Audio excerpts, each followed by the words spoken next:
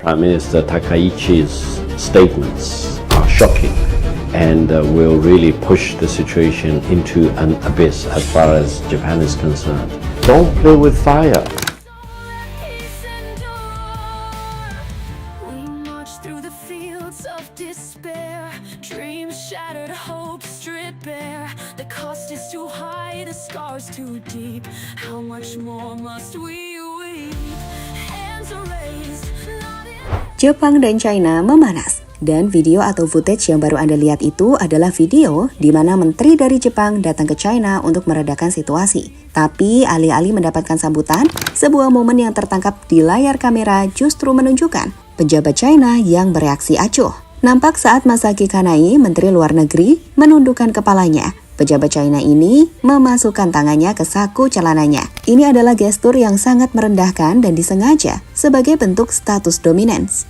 Gestur yang juga bisa dianggap sebagai bentuk ketidakpedulian dan memberi pesan halus bahwa Beijing tidak merasa perlu menunjukkan respect di tengah ketegangan. Ya, tensi Jepang dan China memang lagi panas-panasnya setelah pernyataan kontroversial Perdana Menteri Jepang soal Taiwan. China langsung bereaksi keras, mulai dari mengecam, menutup impor hasil laut dari Jepang, mengimbau warganya untuk menghindari perjalanan ke Jepang dengan alasan resiko keamanan, hingga terbaru menyiapkan kekuatan militernya besar-besaran. Ya, jelas ini bukan konflik kecil. China paling tidak suka urusan soal Taiwan diganggu negara lain. Dan inilah rangkuman dibalik bagaimana China bereaksi keras ke Jepang yang membuat Jepang nampak mulai merasa dalam bahaya.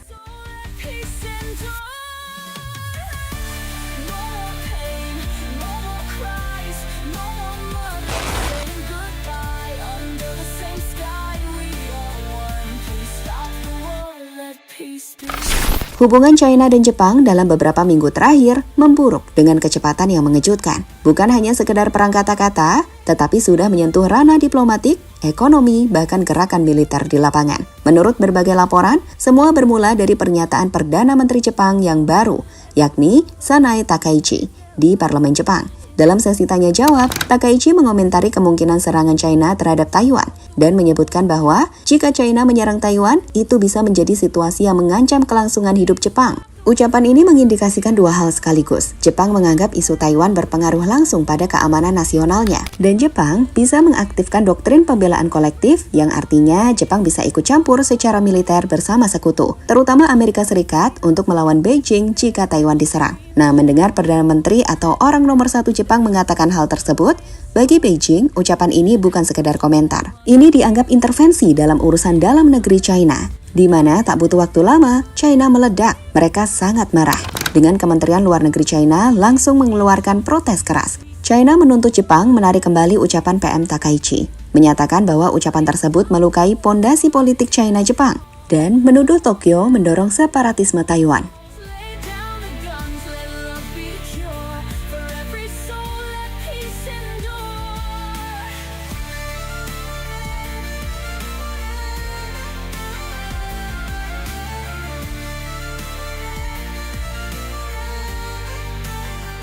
Sialnya tak berhenti di situ. Eskalasi menjadi lebih besar ketika China tidak hanya membalas lewat kata-kata, tetapi juga menggunakan alat ekonomi dan diplomasi agresif untuk menekan Jepang. Juru bicara China, Lin Jian, memperingatkan bahwa jika Jepang benar-benar ikut campur persoalan militer di Taiwan, itu bisa dianggap sebagai aksi agresi oleh China, dan Beijing akan menanggapi dengan tindakan tegas. Dalam hal ini, China menyatakan bahwa Jepang harus segera mencabut pernyataan dari PM mereka tersebut atau menanggung semua konsekuensi. Selanjutnya, China juga memanggil Duta Besar Jepang di Beijing sebagai bentuk protes diplomatik resmi, menutup kembali impor hasil laut Jepang sebagai reaksi langsung, mengeluarkan peringatan agar warga China menahan diri untuk tidak bepergian ke Jepang dalam waktu dekat. Media pemerintah China dan pejabat tertentu mengeluarkan pernyataan tajam terhadap Takaichi. Dengan beberapa diplomat China bahkan menyebut Takaichi sebagai pencari masalah dan mengancam biaya besar jika dia terus mengemukakan pernyataan seperti itu. Menurut Mao Ning, juru bicara Kementerian Luar Negeri China, Beijing akan terus melakukan tindakan balasan sampai Takaichi menarik pernyataannya. Japan did this many times. So wake up those people who have any complacency. For example, they either don't know history or they never read the international treaties or the international agreements And if they do not know all the mistakes and all the criminal intent of Prime Minister Takaichi, then they do not qualify to even open up their mouth in this world, because they will mislead the world. They will lead to the repetition of another bombing of Pearl Harbor. That is the serious moment we are facing with. Jepang minta maaf ke China.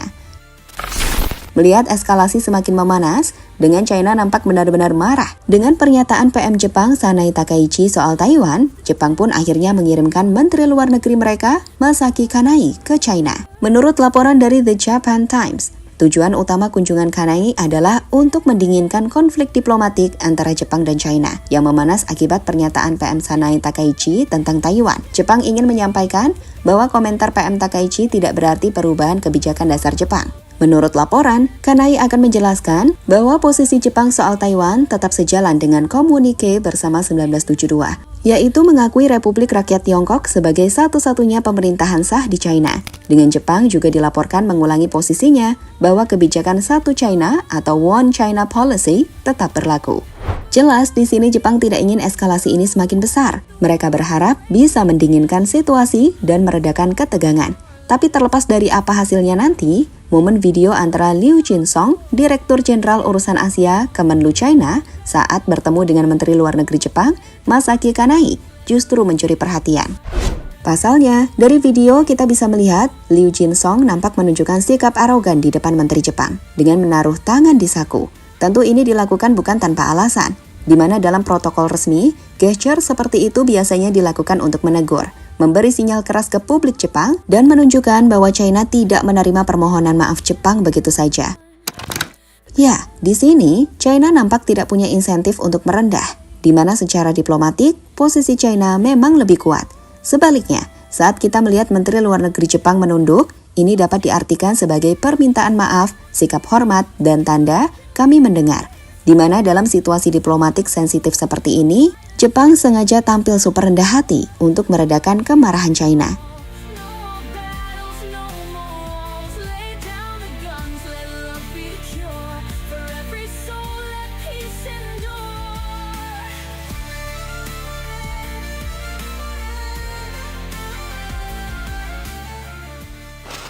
Kedaulatan Jepang dipertanyakan.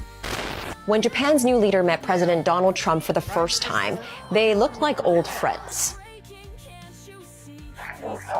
A sharp contrast to her first meeting with China's leader. There's a reason behind that tense smile.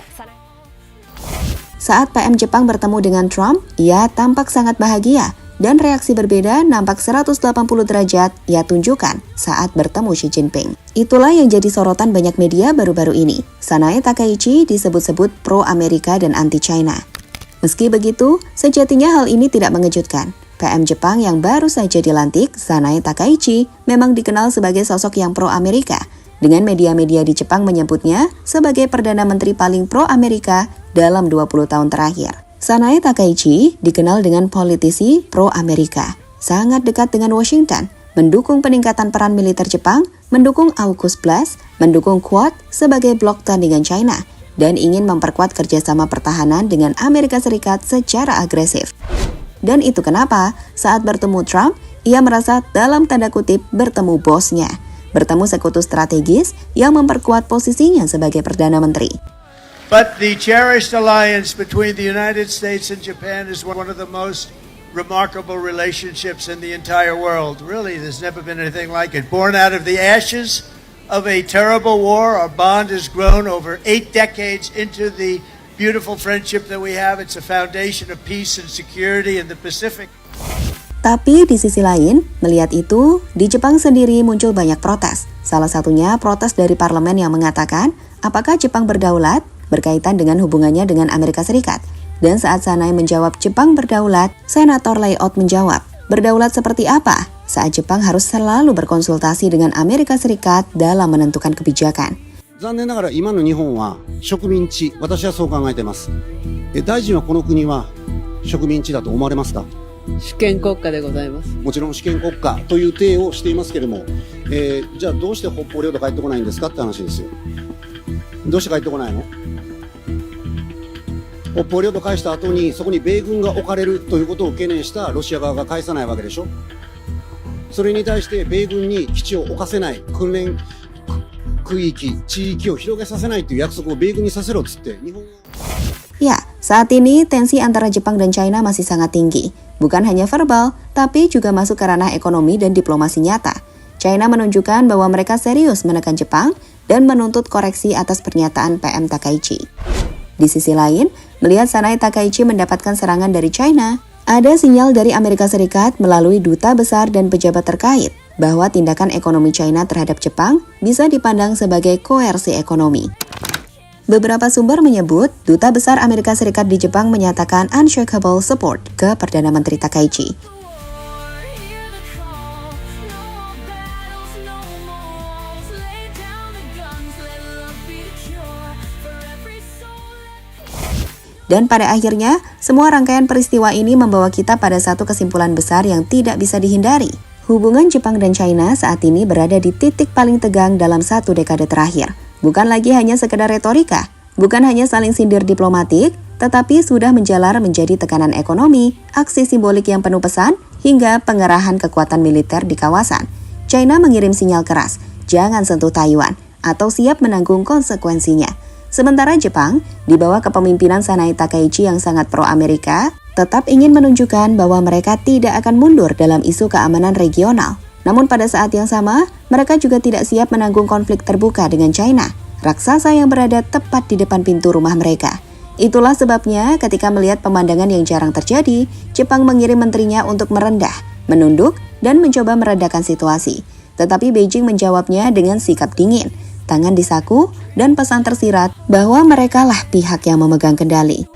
Ya, untuk saat ini, semua mata dunia tertuju pada Asia Timur. Apakah Jepang berhasil menurunkan tensi melalui diplomasi, atau justru langkah-langkah tegas China akan membuat Jepang berada di posisi yang semakin terpojok? Satu hal yang pasti, drama besar antara Beijing dan Tokyo belum berakhir. Dan jika eskalasi ini tidak berhenti, tidak menutup kemungkinan kawasan bisa memasuki fase ketegangan baru yang dapat mengguncang stabilitas geopolitik global.